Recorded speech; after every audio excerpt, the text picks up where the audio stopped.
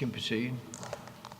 Your Honor, good morning. I trust you have been given my little notebook that I may refer to from time to time. It's a few handouts of pictures from the briefing.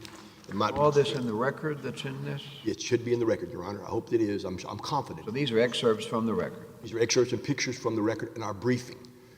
And the last two items, items 8 and 9 are new cases that I wanted to bring to the court's attention. One written by Justice Higginbotham, and the other one written Lambert case on the national, the navigation's, sovereignty that the Corps of Engineers has. And those two cases were in your brief? No, I'm sorry. The Butler was in the appellee's brief, and I wanted to bring it to the court's attention. Lambert was not, and that's why I'm attaching it separately. But it's an important case, and I wanted to bring it to the court's attention. Is that in here? You said attaching it. Is it in here? Or it is in this notebook. It is tab 8.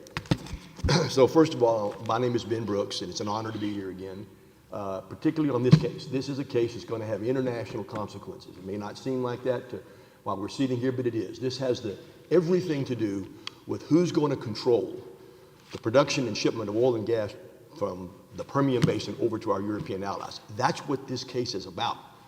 Because Enbridge, who I do not represent, has the single largest facility on the Gulf Coast for shipping goods, petrochemicals.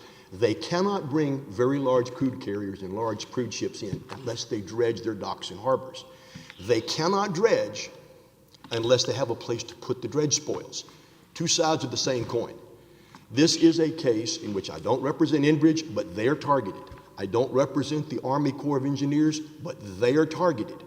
And their exclusion was purposefully to take my client, who has done nothing more than own a small island, which is the only competitor to the port in the Corpus Christi ship channel, where dredge spoils can be deposited, that the Army Corps of Engineers specifically said dredge spoils will be deposited there from Berry Island into the navigable waters of the United States.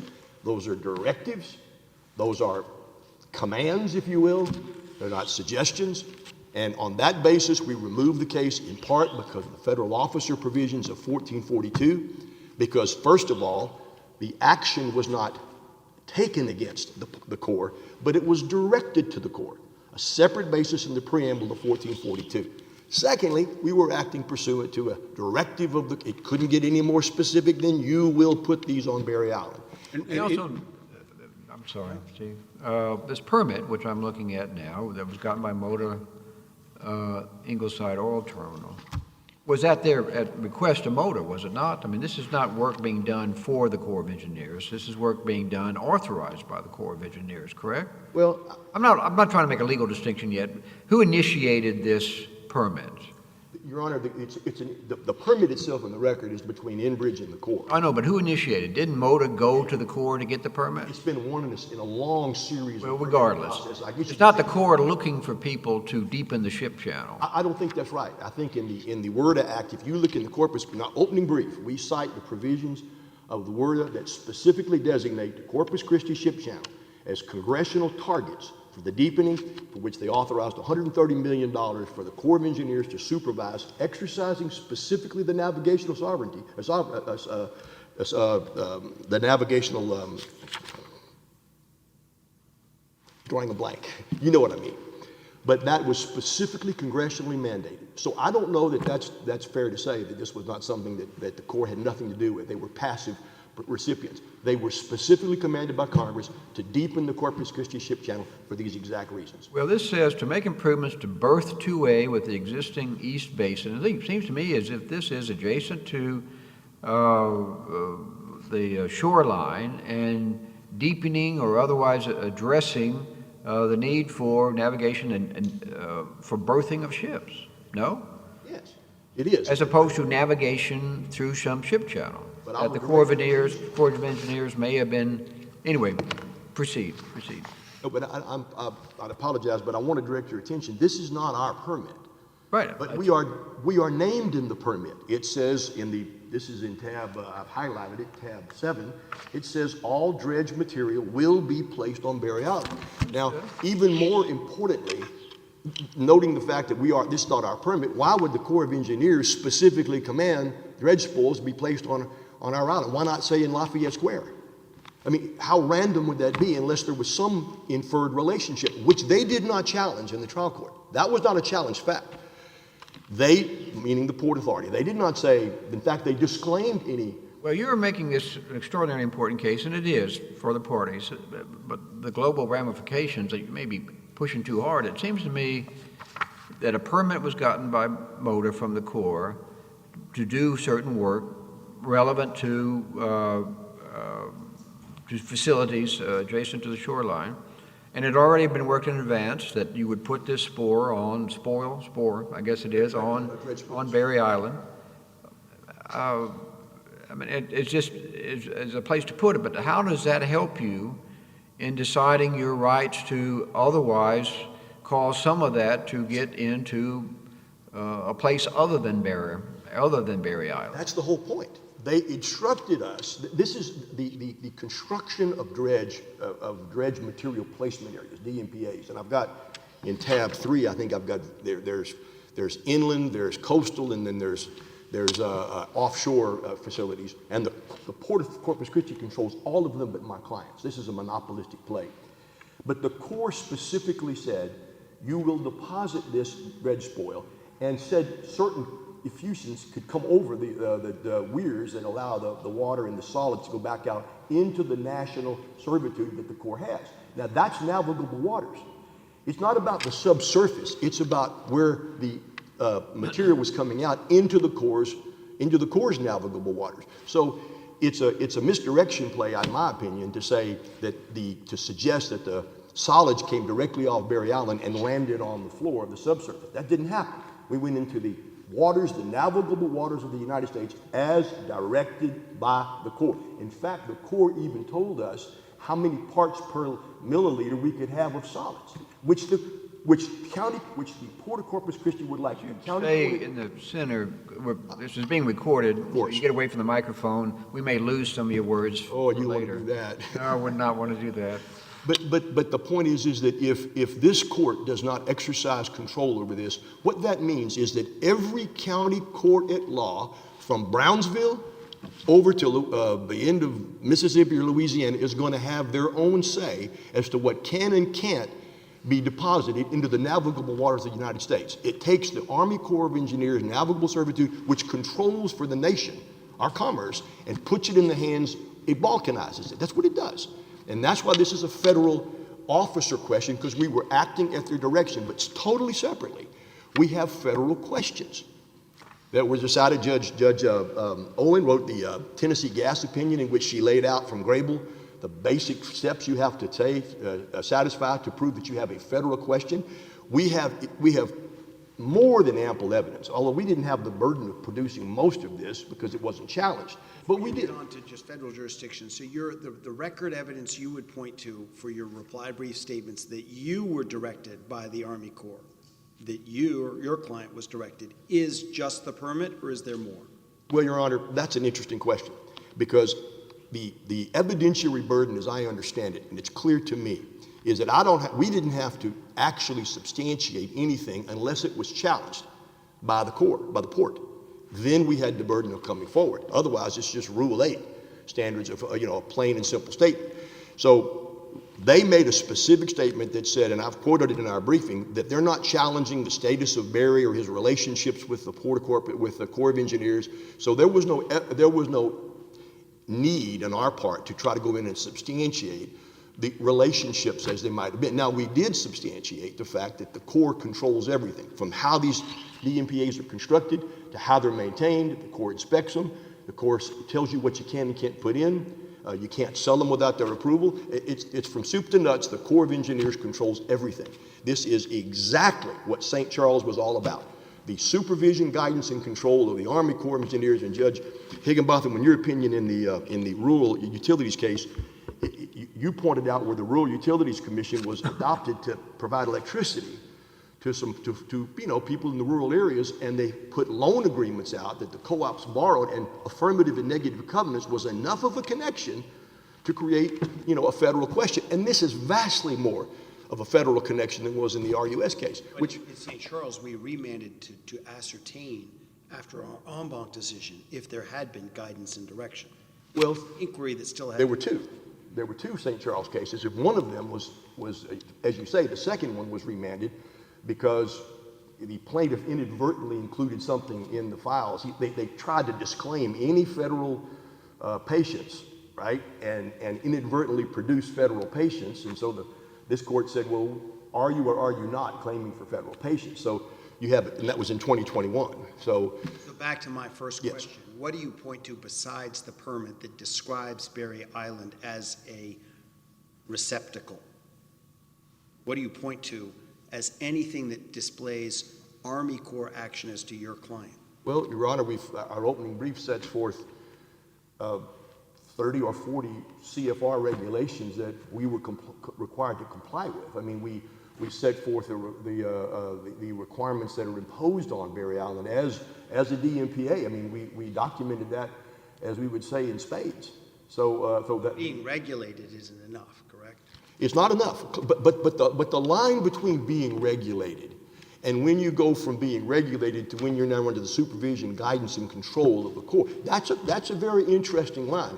And cases would try to, in hindsight, try to draw a line clearly, but sometimes it can't be. But the critical issue here is this 1442 is to be liberally construed. Now, that is superimposed on the other requirement in when they amended the Removal Act to make it anything related to. So you've got liberally construed and anything related to a directive from a federal government agent. The cases say, well, you don't put your thumb on the scale. Well, that's not right. You actually do put your thumb on the scale. It's on our side. You're supposed to liberally construe our allegations and our pleadings to try to find 1442 because it's designed to protect people that are trying to help the federal government in some related way from being hauled into county courts at law up and down the Texas and Louisiana, Mississippi Gulf Coast. We have a right to come to a Article III court to have not because these justices are not smart and all that, but Congress has dictated that we have a right to an Article III tribunal to adjudicate these issues for this reason. And that's why you're supposed to liberally construe this, not parsimoniously. And so we have asserted federal officer jurisdiction, liberally construed. We've shown that we were acting certainly related to directives given by the Corps. We certainly were. We were acting to facilitate their implementation of the national servitude, and these permits are issued after intensive community meetings. They'll have environmental assessments and analyses that the Corps undertakes to decide where this stuff's going to go. That's not some willy-nilly place, put it over there next door. No, they have to do environmental impact analyses. The community comes and has an input. Or you can just let the county court at law number 4 decide it. And I say that obviously tongue-in-cheek, but that's the choice that we're given. So we have federal question jurisdiction, and we've established that. Now, I'm not going to have time at this point to get into the maritime. We did address that. We believe that the amendments in 2011 give us the ability to have a third ground that this court has not addressed because, but it's a hot issue. Do we have maritime jurisdiction? We think we do. We think with the amendments that were adopted in 2011, I don't know how to do anything other than read the plain wording of a statute. And that plain wording of a statute took out the critical language, and it's only 2 or 3 sentences. And how one can gerrymander that to say something other than that diversity is now no longer required. As long as you have a maritime claim, you can get into federal court. And I believe we would contend that's the effect of those 2011 amendments.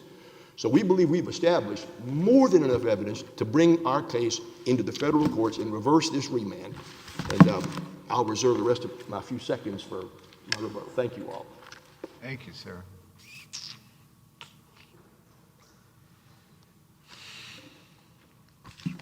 May it please the court.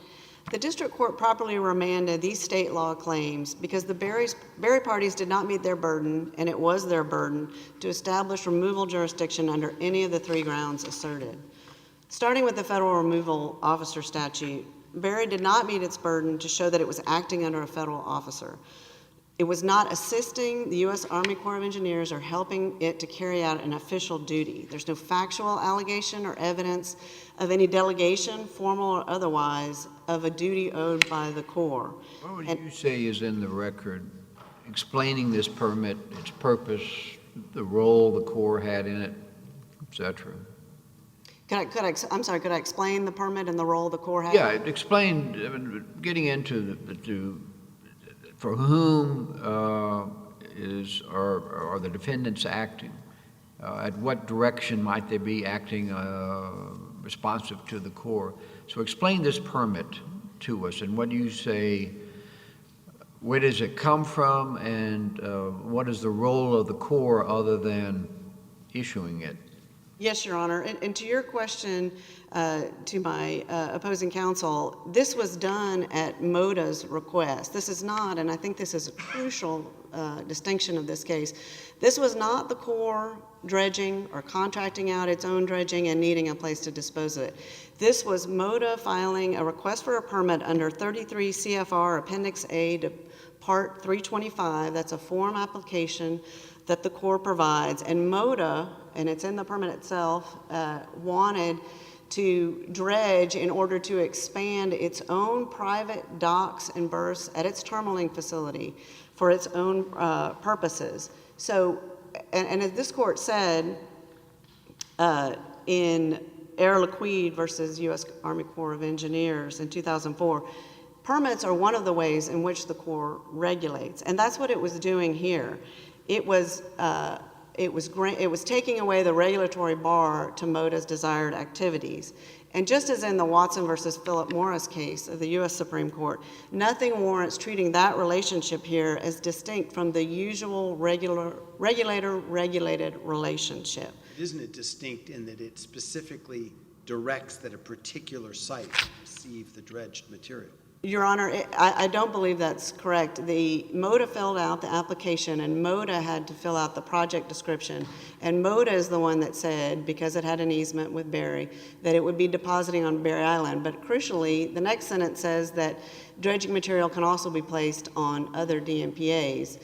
And even more importantly, nothing in the federal permit, and I disagree with my opposing counsel on this, nothing in the federal permit directs the discharge of any of those materials into the navigable waters, much less directs that they be placed on the port's submerged lands in those waters. That's why you didn't sue MODA?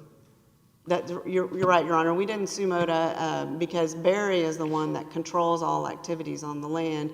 MODA merely has an easement, and Berry could effectively conduct the same conduct if we had not. In this context, MODA would be a federal contractor. No, Your Honor, I don't believe that's right. I think Berry is not even the regulated entity. Berry is not the permittee, and to your question earlier, all the regulations that Berry has cited apply to the dredging party, and indeed the focus of the permit is on the dredging itself, and that's what most of the specificity is about. So even if we had sued MODA, there still wouldn't be federal officer removal jurisdiction, because what the permit does is merely remove the regulatory bar, and as the case law has said, leave the defendant to its rights at common law. And the permit, and this is boilerplate language from the Corps' application, the permit says it's not creating property rights. It's not authorizing damage to property rights. And it even requires MODA to get a land use agreement with the port for mitigation activities that were going to occur on the submerged lands. Do we have to accept that MODA itself isn't a federal officer? Or is that necessary? I don't think it's, I'm sorry. Well, it's just I'm thinking we, for better or worse, we tried to tackle the line in Latiole, and we loosened it, it appears, and we've now, subsequent to that, said we're really looking for whether there's a relationship. Well, it's hard to deny that Berry Island defendants have a relationship to MODA's arrangement with the Army Corps.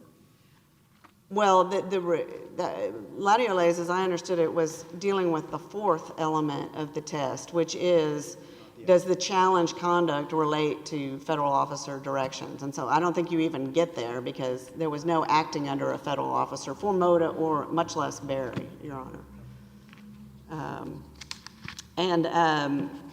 Let's see, I think I would also say that Berry argues that we've challenged that we've expressly disclaimed any challenge to the permit or compliance with the permit, and that is correct. We did not concede that Berry has the requisite relationship with the Army Corps of Engineers, of course. And this court said in St. Charles Surgical Hospital versus Louisiana Health Service and Indemnity Company that it would accept express disclaimers absent evidence of artful pleading to avoid federal jurisdiction, and there's no evidence of that here. If anything, our state law trespass claim is fully consistent with the permit because, again, the permit doesn't regulate the discharge into the waters or require depositing on our land. And indeed, our Second Amendment petition, which is in the record, says that we are not trying to enjoin all depositing of material on the Berry Island DMPA. Instead, we're challenging the manner in which that is done that causes sediment to settle on our land, something that the permit says nothing about, much less directs anyone, Berry or anyone else, to do. How would it relate actually to whether to remand or not, but just, you raised it.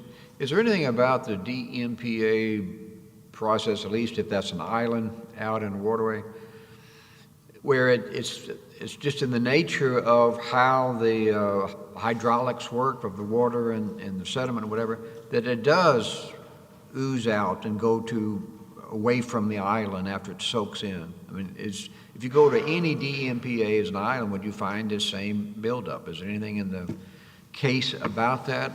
As again, I say, I'm not quite sure how that would affect anything, but I just wonder if it's a surprising, unusual development that on the adjacent land there's a buildup of sediment.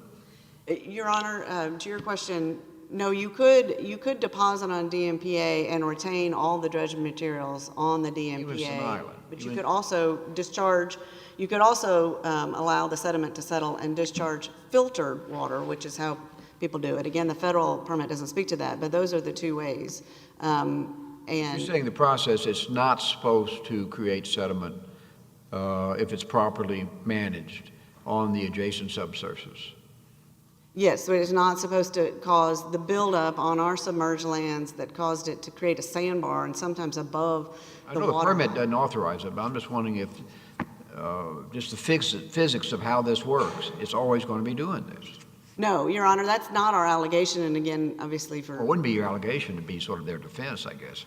Well, but federal officer removal jurisdiction, like most removal jurisdictions, is determined from the petition and our claim, not a I'm just talking about the physics of it. I'm not sure it has any effect on removal, but we're talking about what's happening on that island. I just want a better understanding of why it's happening on that island. Yes, our allegation is that they are doing it improperly in a manner that causes too much sediment to be released and to pile up on our submerged lands. And indeed, Berry itself has brought up the fact that the Corps is investigating a complaint that there has been excess discharges of sediment that's affecting seagrass.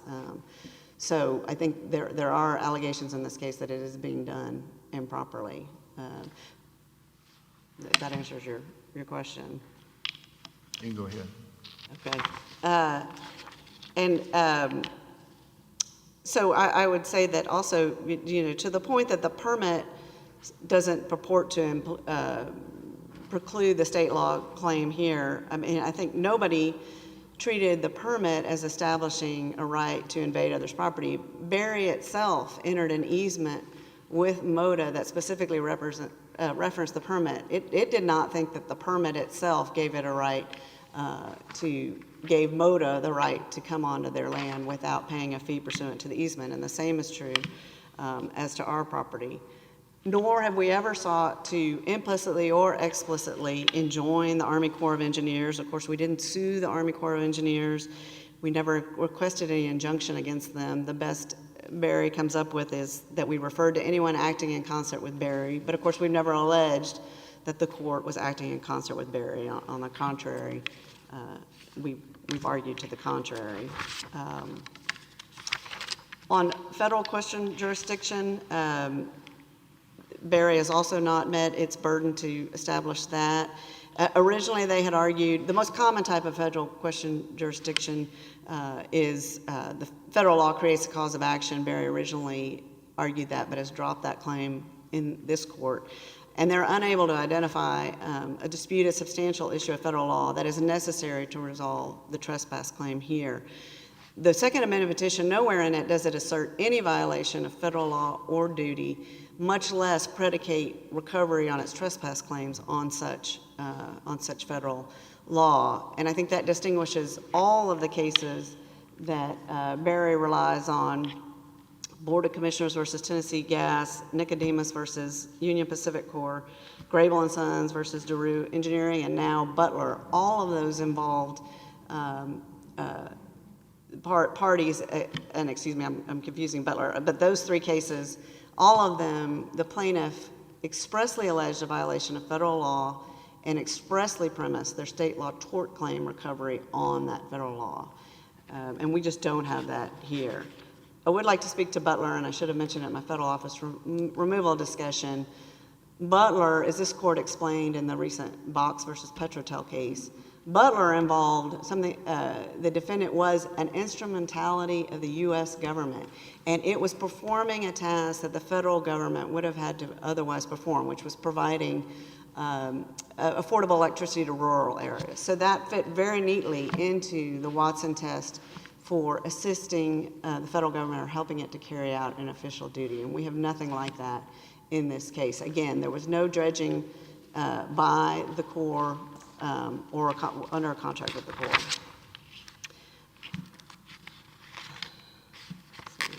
Let me ask, insofar as the record is concerned, that last statement I think is quite important, which is this was not being done at the direction of the Corps. I want to make sure that the record actually supports that. Is that a matter that if that is going to be the allegation, it was upon the plaintiffs to show that that is the case? I mean, when I just look at this permit, I can't say one way or another what it means. So what do we know about what is in the record now beyond the permit that would get into the background of the permit? So we could decide that this is not being done at the direction of the Corps. Or is it a matter that there's not been a sufficient allegation of that? Right. I think Your Honor has the petition and the permit. I mean, this case was removed shortly after the petition added the state law trespass claim. And recall that originally this case was just a name infringement and dilution, which Barry has never alleged raises a question of federal jurisdiction. So it was removed very shortly after the trespass claim was added and before the injunction hearing in the county court at law. So what you have is the allegations of the petition and you have the permit, and neither one of those shows the requisite level of direction, subjection, or of by the Army Corps of Engineers to Barry or even MOTA. I mean, if that were the case, then it would mean that every permit that the Corps issues, because again, this is a standard form permit that the Corps approved, that every permit would give rise to federal jurisdiction, and really, I think it would Well, it would give rise collapse. to a question about federal jurisdiction that could be resolved once you figure out what the permit's about. I mean, I don't know what a permit that if the Corps actually wanted the work done, if this was a permit to dredge something at the direction of the Corps, I don't know from just at this stage what that permit would look like and what it would say that tell us it's at the direction of the Corps as opposed to what this permit says. So I see this more as a question of the record, not a question of we're going to open the floodgates to every permit is now a federal officer or federal jurisdiction matter. Well, I say that because I don't believe that the permit supports that. The permit doesn't support that assertion in this case as a factual matter. But I think the way that the Corps does when it does its own dredging, it has a federal contractor. It has a contract, not a permit, and that's what's happened in the past when the Corps has wanted to do its own dredging for navigational purposes, as opposed to removing the regulatory bar to a private individual to dredge for its own commercial interests.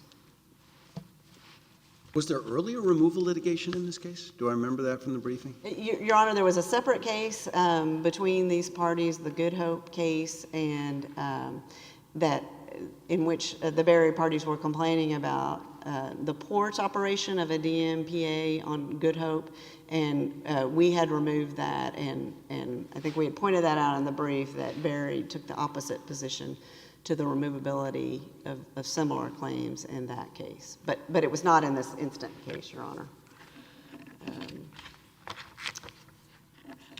I would also say on federal removal, I'll just add that I don't believe you could also independently decide this case on the no colorable federal defense. Again, they were not acting at the direction of the Corps, but also a lot of their defense is that there's no recovery under state trespass law because Berry owns the accretions as owner of Berry Island. I think, fundamentally, that's a Texas defense. They're citing Texas law for that. I would also submit it's wrong as a matter of Texas law, as the Natlin versus Bakersport case said, but it's not a federal defense colorable otherwise. I'd be happy to address maritime jurisdiction if the court I can briefly summarize our position on that, because that is the third ground for removal that the Berry parties have asserted. I think the court can decline to reach that because it hasn't been briefed in any detail, but if the court does reach it, I think the rule is as it has remained for the hundreds of years since 1789, that maritime claims that are brought under the Saving to Suitors Clause of 1333(1), seeking common law remedies in state court, that those are not freely removable, absent an independent basis for removal jurisdiction. The 2011 amendment to 1441B did not sub silentio overrule that hoary precedent, as the vast majority of cases in the circuit has held, including the Ryan Court, that initially thought otherwise, but then changed course. No other circuit that has directly confronted this argument has held to the contrary. There are cases from the 4th, 7th, and 9th Circuit. They were all determined on the basis of waiver. And I think the reason that this amendment doesn't affect anything is that it's the Savings to Suitor Clause that prevents the removal of maritime claims, and nothing in that clause has changed substantively since 1789. As the U.S. Supreme Court said in the Romero versus ITC case, that the Savings to Suitor Clause was intended to preserve the traditional, longstanding concurrent jurisdiction of state and federal courts over common law remedies for maritime claims. And in Barker, this court said that it was the Savings to Suitors exception to original admiralty jurisdiction. That such are cases at law that are not removable within 1441A, regardless of any changes to B.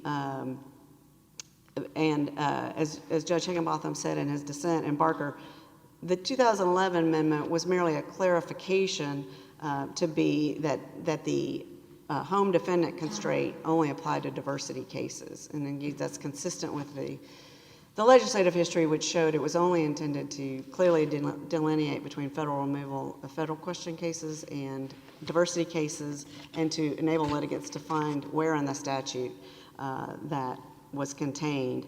And I think holding maritime claims freely removable would eviscerate that clause, which was the very thing that the Romero court warned against.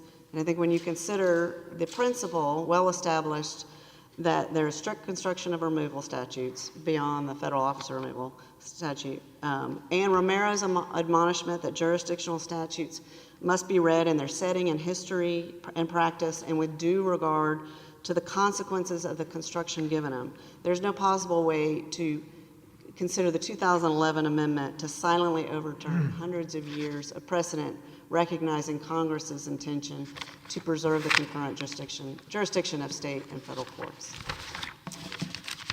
We would respectfully request the court to affirm the remand order. Thank you, Your Honor.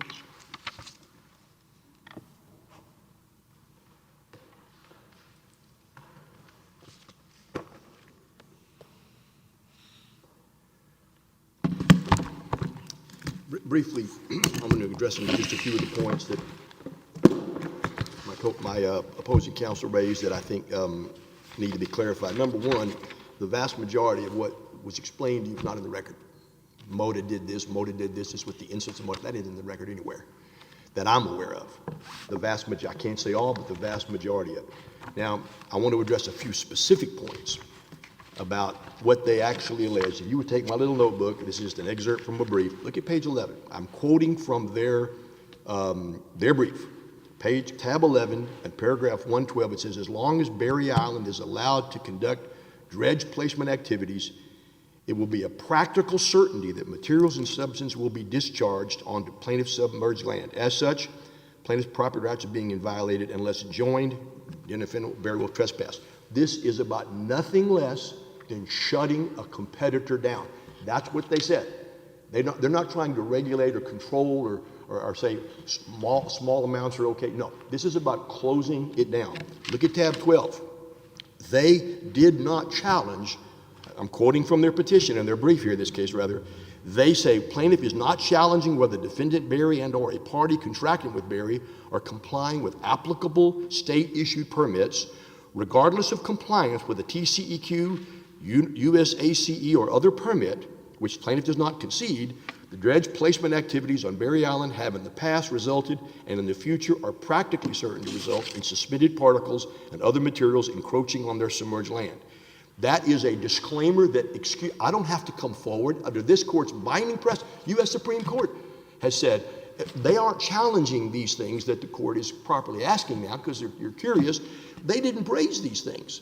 And so there's many questions that Your Honor was asking that the burden wasn't on us because they said we're not challenging that.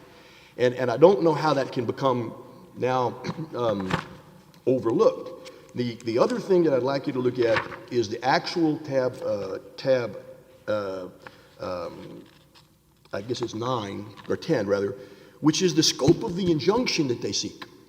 The Corps, I'm reading their petition. The Corps is POCC is asked this court, the County Court at Law Number 4, to enter a TRO and then ultimately a preliminary injunction, then a permanent injunction, prohibiting Berry, his officers, partners, agents, servants, employees, and those in active concert with them in the course of any dredge material placement activities from causing, commanding, allowing, requesting, instructing, or otherwise permitting the discharge of any materials or solids from Berry Island. Now, how does that not relate to the Corps?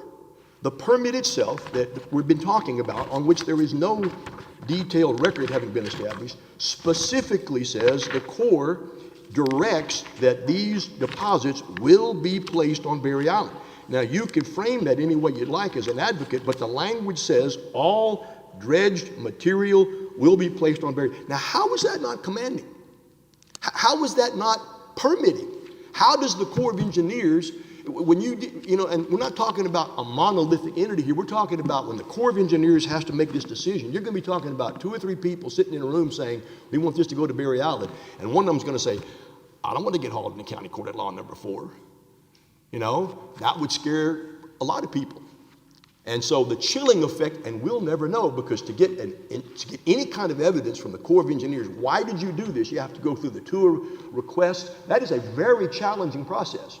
To say, why did you do what you did? Why did you not do what you did? That will be an insurmountable hurdle for anybody in my position trying to say, you wouldn't designate Berry Island anymore because you were afraid, right? That I will never get to ask that question as a practical matter. But let's read on, because the very next sentence contradicts what she told you. After having said dredge material will be placed on Berry Island, it said permitted potential dredge material placement areas, DMPAs, for any future dredging, including maintenance, and will include all federally authorized and constructed upland confined dredge material placement areas. And they list a few. That's for the future. This was a very specific permit about a specific place, and this injunction is designed to put nothing less than a chilling effect on the Corps of Engineers to put a competitor out of business. Now, the second page says, if conditioned water quality certification has been issued for your project, then you must meet those certifications. The TCEQ was consulted. The TCEQ was consulted by the Corps for the purpose of deciding precisely how much solid could come off that island. And that's what the restriction was. Now, is there anything that says sandbars won't be developed? No. But there's nothing that says one way or the other. It just simply says, because all you're really doing, Your Honor, is taking dredge spoil from the Moda docks, now Enbridge, and moving it someplace else where it'll be more beneficial to the environment. We're out of time. You can I apologize. Thank you for your time. make a closing statement if you want, but looks like you were headed further than a closing statement. Sure thing. Thanks to both sides in wrapping up today's argument with this interesting case with enthusiastic arguments. And we are in recess until tomorrow at 9 a.m.